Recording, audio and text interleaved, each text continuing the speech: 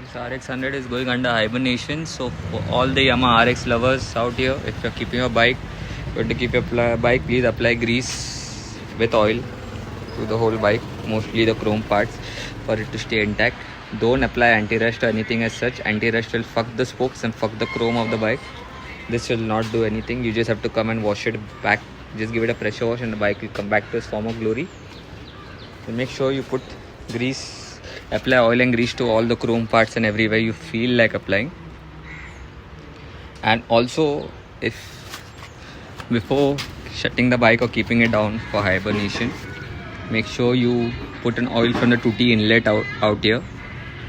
The 2T pipe, the exit one will be over here or one may be over here, the entry. So make sure you add oil to that pipe, and there's a lot of oil that enters the block. So the remaining unburned oil goes back inside the crank, and your crank bearing is safe and your crank is safe. To the transfer ports, it goes back inside, and some oil will go through the exhaust in the exhaust vent, but that is fine. Make sure you add little excess amount of oil from the 2T inlet and start up the bike for like 5 minutes, and once it starts leaving a lot of smoke, what I just did, I can show you in the next video.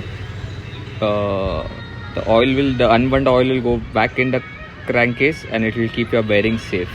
Mostly if you don't use the bike for a lot of time, the crank gets dry and the bearing get fucked. So because of that, you have to open the whole engine again. It's an expense for no reason. So make sure you do that, and it has sufficient oil in the crank bearing, which is down under there, which is dry. It is dry. It only has 2T oil.